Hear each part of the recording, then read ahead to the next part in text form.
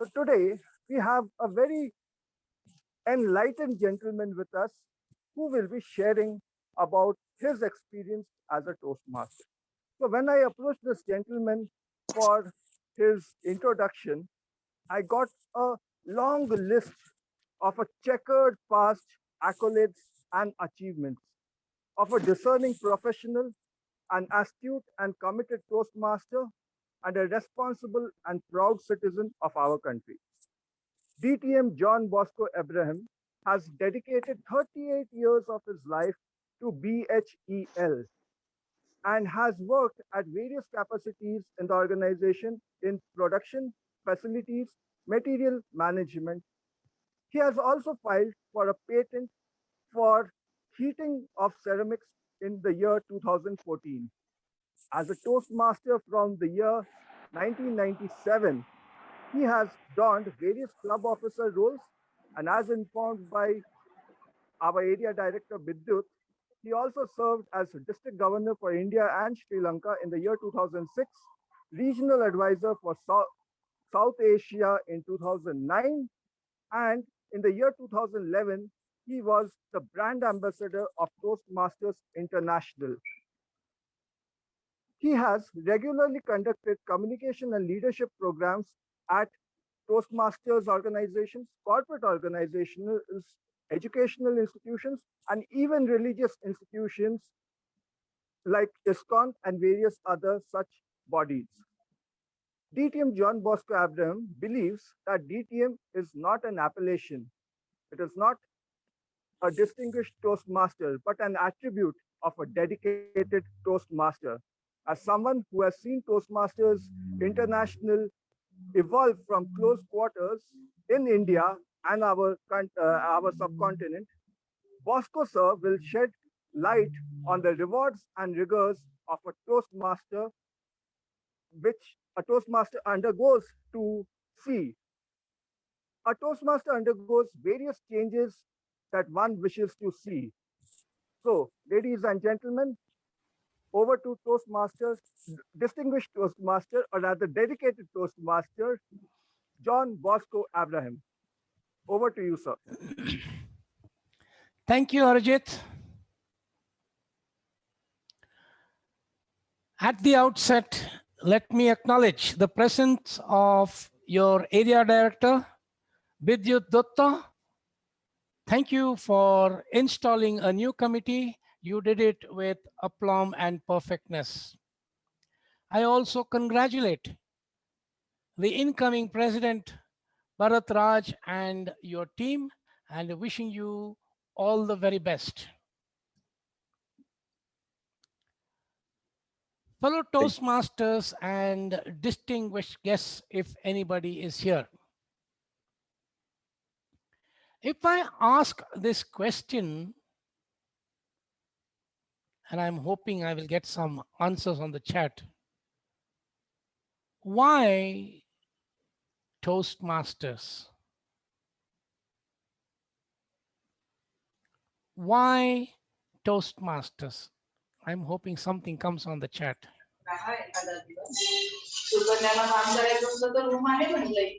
Yes, yes. Okay. There is somebody speaking in the background. Yes. So we have somebody says to make connections and network, to make friends, to practice new skills, trophies. Wow. Networking, personal growth. Now my next question is, what is the aim of Toastmasters? What is the aim of Toastmasters? Vision, mission. Okay, to improve communication and leadership skills, to prepare leaders, better individuals, to make leaders, to become effective speaker and a leader. Thank you, fellow Toastmasters, for let me share with you what I feel is Toastmasters all about. The rewards that I had over a period of time. It was in 1997, one evening in July, when I walked into the Bangalore Toastmasters Club and I watched about 20 people sitting around. Somebody was talking at the lectern. They were exchanging places, and somewhere in the break, I decided, let me go back. I had a friend of mine said, let's go. So I prepared to walk out of the room when one gentleman, very well dressed, came up to me and said, please don't leave this meeting. We have a lot of things happening. You may not need this organization, but perhaps this organization will change you. Hello, Toastmasters and guests. There was no looking back. I remained in that meeting and I remain in Toastmasters for the last 24 years.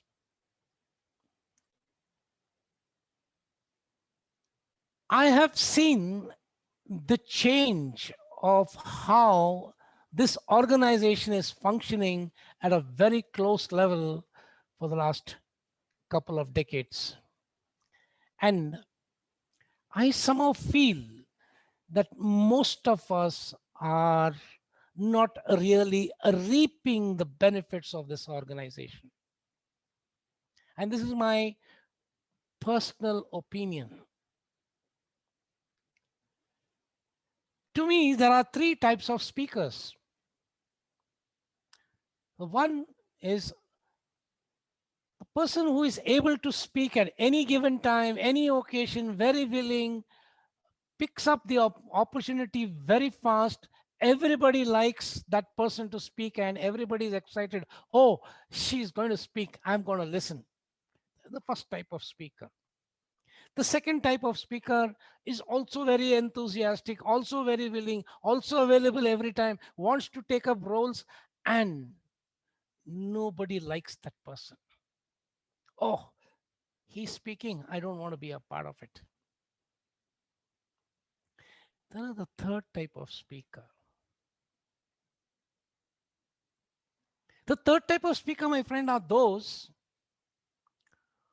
who neither are willing, not capable, needs to be forced, needs to be coerced, needs to be sometimes even threatened. Go and speak, but still not willing, doesn't want to, and doesn't like to. My question to you, which type of a speaker are you? I divide all speakers only in these three categories. Where do you stand as a speaker, my dear friends? This is a question I want to ask you because I knew at the time I joined Toastmasters what I was, and I know what I am today. In my journey, I have seen so many people joining Toastmasters and transforming their abilities, both as speakers and leaders.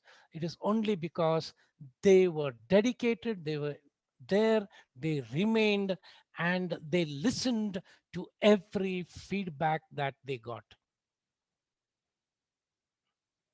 In those days, we didn't have a district, so there was nothing like district awards and district rewards. It was only the club who would decide best Toastmaster of the year, best speaker of the year, best evaluator of the year. And there were 7 clubs in Bangalore, and all the 7 clubs said ours is the best club. That's it. Many have joined Toastmasters, but many leave. Why is it that people who join leave? The attrition rate has been as high as 30 to 35% over a period of time. People join and people leave. Many gain, many don't. The challenge that we need to look at is why people leave without getting what you can get out of it. Helen Blanchard, the first lady Toastmaster of Toastmasters International, took over 1975 as the first woman president. She says, and her words still remain with me always. If you can get out of Toastmasters what you can get out of Toastmasters, there is absolutely no reason why you should be out of Toastmasters. And this truth I have believed, and that is why I'm able to sit here and speak to you a few thoughts which I feel are very important. Project 6 in the old manual, I spoke on TQM. TQM in those days was just coming into the country, and I said, this is a subject I must talk about. I was also preparing for my interview. I said, I'm sure they're going to talk to me about TQM. So I gave a 7 minutes speech on TQM. What is TQM? How it goes about, how it helps. My evaluator tore me apart to bits. He said, this speech of yours is not for this club. This speech of yours is for some high level management people. Give a speech to your audience. Know your audience. I repeated my project 6. It is not that I'm forced to repeat, but I repeated it only because there was an evaluator who said, do it differently. You started your club in August 2019. I belong to Speech Studio Toastmasters Club, which also started in August 2019. And I know the challenges that a new club faces. You have some DTMs in your club, you are fortunate. We are some DTMs in Speech Studio, they are also fortunate. But if you see the difference from then to now, I am appalled. Your secretary very nicely spoke about the achievements of your club. I was waiting and hoping that the secretary will come out with this one statement. It did not come. We had speech marathon, we had a linkers meet, we had theme-based meeting, somebody went to L2, L4. Nowhere it is mentioned by anybody so far. These are the members who have improved in their communication skills.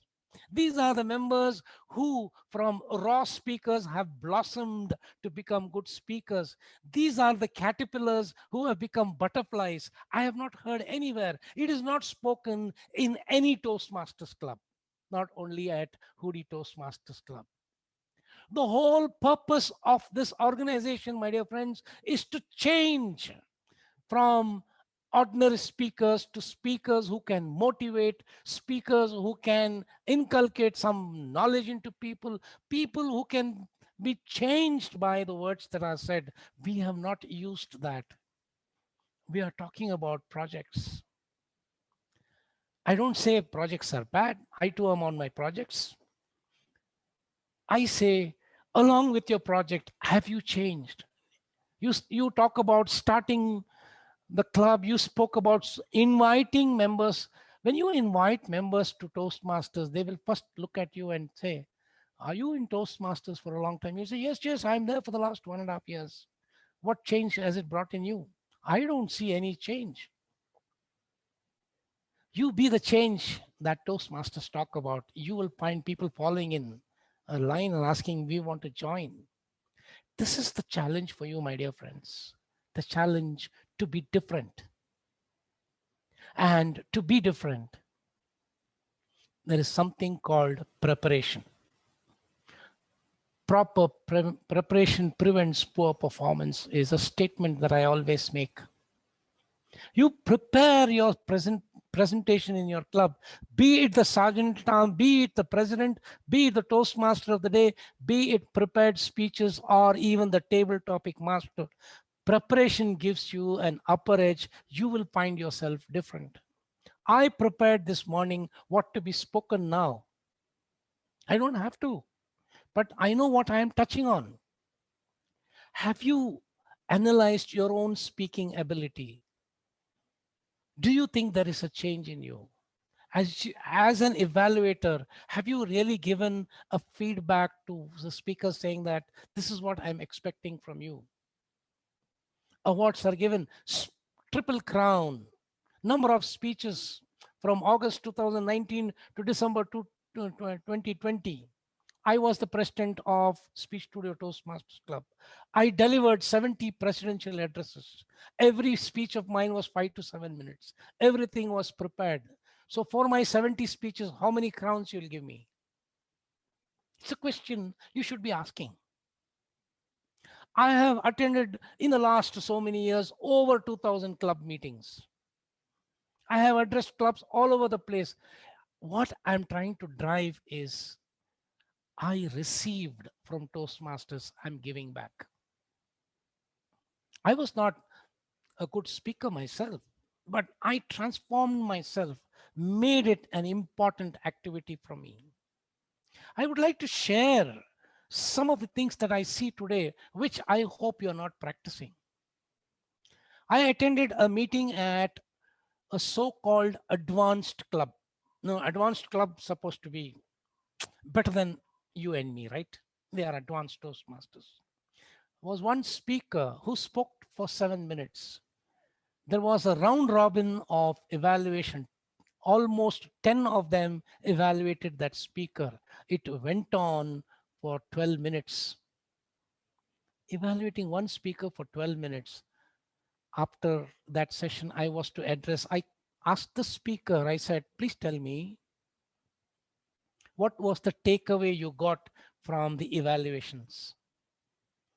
He said, sir, point number one, point number two, point number three. These are the three things I have taken as important takeaways. So why did 12 people, 10 people waste 12 minutes for that speaker? You see, the difference that we are looking at is my evaluation making it different for the speaker? Now, Arijit is an excellent speaker, a good communicator. He has an excellent vocabulary.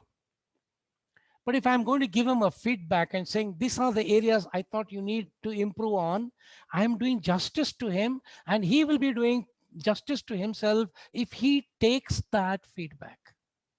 Otherwise, he's going to lose out. Okay. There is another challenge. As somebody who is in Toastmasters for the last 2-3 years, tell me, oh, there is a lot of burnout. People leave the club. Burnout? What are you talking about? You've not at all become a good speaker. How can you get burnt out? I'm yet to become an excellent speaker. This is my way of looking at it. Burnout comes because you don't have a focus. You don't have a goal. You're not looking at yourself being better. When you speak to your colleagues, when you speak to your spouse, when you speak to your siblings or children, are you different? That is transformation for you. Every time I hear somebody deliver a speech differently, for me, it is a learning. Are you taking that? Are you still going to be one of those members who are sitting in the club and saying, I'm a member of Toastmasters, but not getting anything out of it? To the team that was installed today, what is your leadership style? Why are we talking about leadership in the club? Why is this opportunity given? This is the only place where nobody is going to listen to you because there are no obligation. At office, your boss is the boss. You have no choice. And at home, your spouse is the boss. This is for the men. Okay. So what are we trying to say? Leadership opportunities given here where you have to use all your skills to get things done. Now, a bureaucratic leader or an authoritative leader or an innovative leader or pace setting type of leader, a democratic leader, all these things are learned in Toastmasters because that is the opportunity given to you. My dear friends, take these opportunities. Read what your role talks about. Read everything there, understand it, implement in your club. It will take you up. It is nice to see somebody becoming a DTM. A DTM is a title given to you, but are you really distinguished as a speaker? Would people want to listen to you again? Are contests the only challenges we have? No, there are so many other things. I'm in Toastmasters to better myself. Are you bettering yourself? The challenge for you, the difficulties that you may face are speaking, failing, and starting again. I would wish all your evaluators to be very tough on the speakers. These are feedbacks that you have to look at. Makes you different. Being able to take a feedback, a negative feedback, are one of the rigors that you will face. Being able to accept the fact that many people don't like your leadership style is another challenge you have to take. So it is an opportunity given to you, my dear friends. Use it wisely and with restraint, is what the president is told when he is given the gavel. Use your gavel wisely and with restraint. It is a power and symbol of authority given to you. It is only a symbol. It is no power. There is no power in the president. The power lies in every member of the club. Make your club meetings very innovative and meaningful. Give speeches that have value in them. This is what I thought I should be sharing with you, because most people don't like negative feedbacks when you give them. But I thought, if you want to be different, my dear friends, if you want to be better, then you better start thinking differently. It makes a lot of a difference. It made a difference to me. It changed my life, let me tell you, not only in Toastmasters, but at my work. I went places in my work only because of the ability to communicate. The chairman of BHEL once introduced me to the board of directors and says, we have to learn communication from this man. This is what has to come in everybody. For those of you who are aspiring to grow in your career, if you don't have good communication, there is a line drawn for you. You will not go beyond that. Peter's principle is what I would like to close with. Peter's principle, he says, everybody has a level of incompetence beyond which he cannot go. You are competent as an engineer, you will not be competent as a manager. You will be competent as a manager, you may not be competent as a board of director. There's a level of incompetence. It comes with a strong meaning. It says, if you want to change, come out of it. Learn to be better, learn to bring your competencies to a different level. And this platform that you have, Toastmasters, gives you what you need. Mr. Toastmaster, if you have questions, I'm free.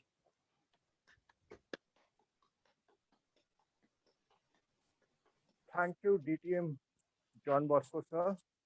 And now I would request members of the audience, if they have any questions, to put it forward to our distinguished speaker.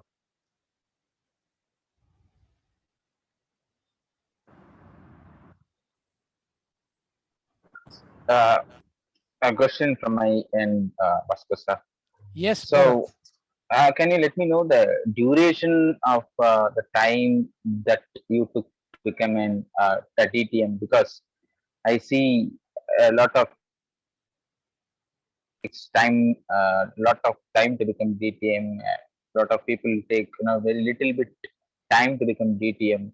So, what's the time frame that you took, and which one do you advise, to be a longer or to be shorter? Which path do you ask us to lead?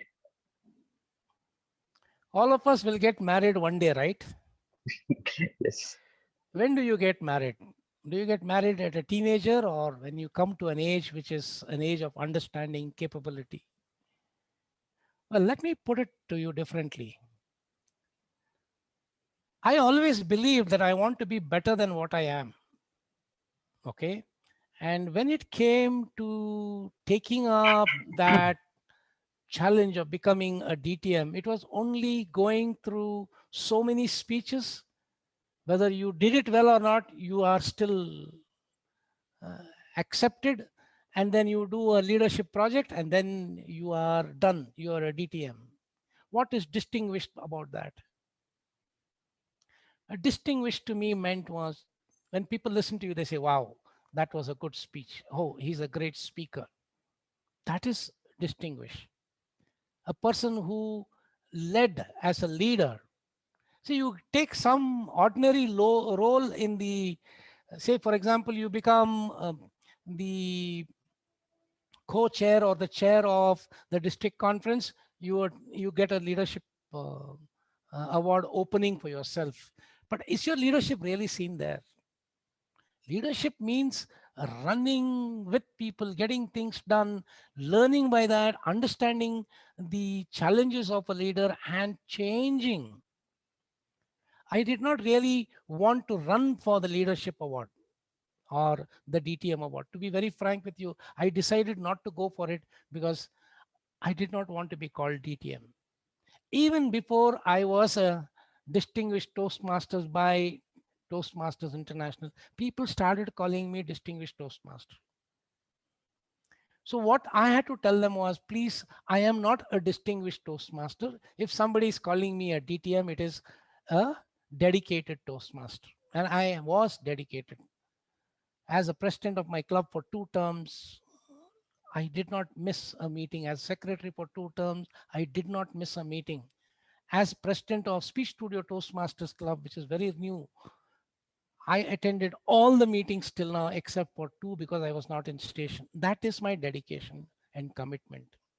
If you're asking me whether you should go fast or slow, I will only ask you one question.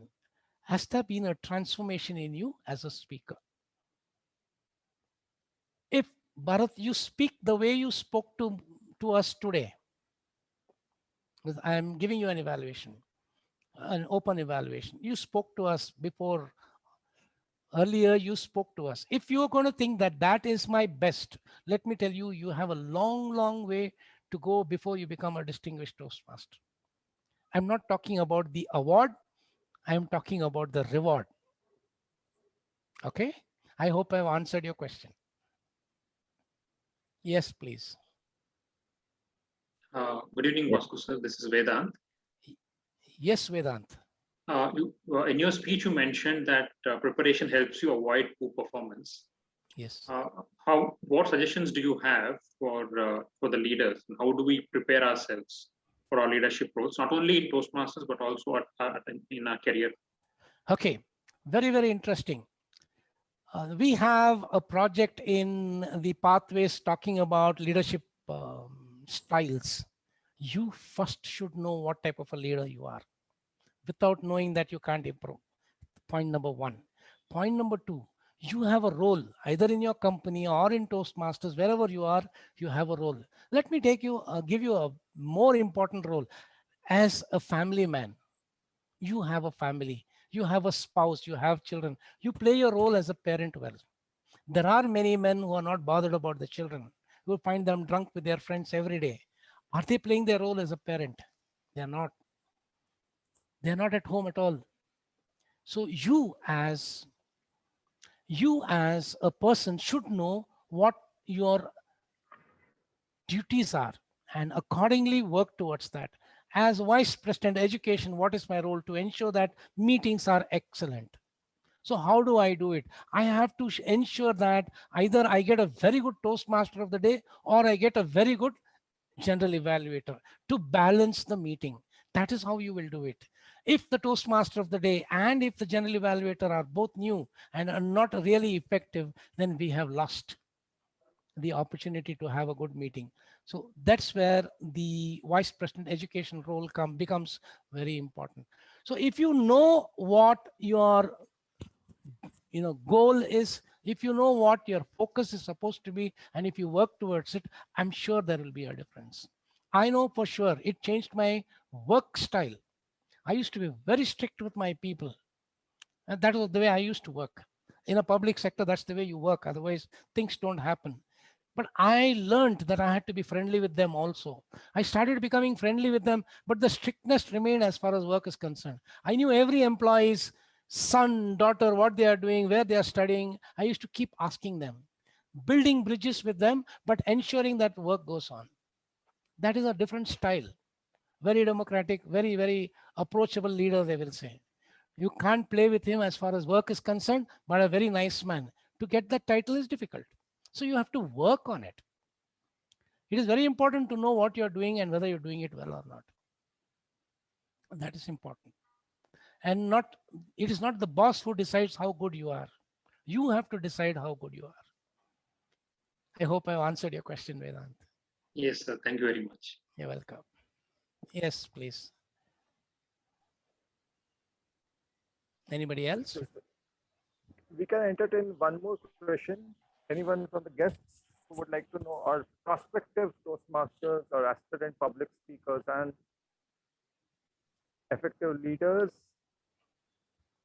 who might have any questions about Yeah, why if there are should any one join guests, Toastmasters? if there are any guests, it would be nice to answer your questions. It may sound odd or silly or stupid, but you can ask the question. You can ask a very basic question, because a lot of people lose touch with basics, and that's what we Yes. that makes us fail. Okay, we have Tanya who has raised her hand. Hi, sir. If somebody from the audience is not speaking, I am the existing member. Can I ask the question? Yes, please. I'm open to any question. So this is a very basic question, sir. How to choose your leadership style?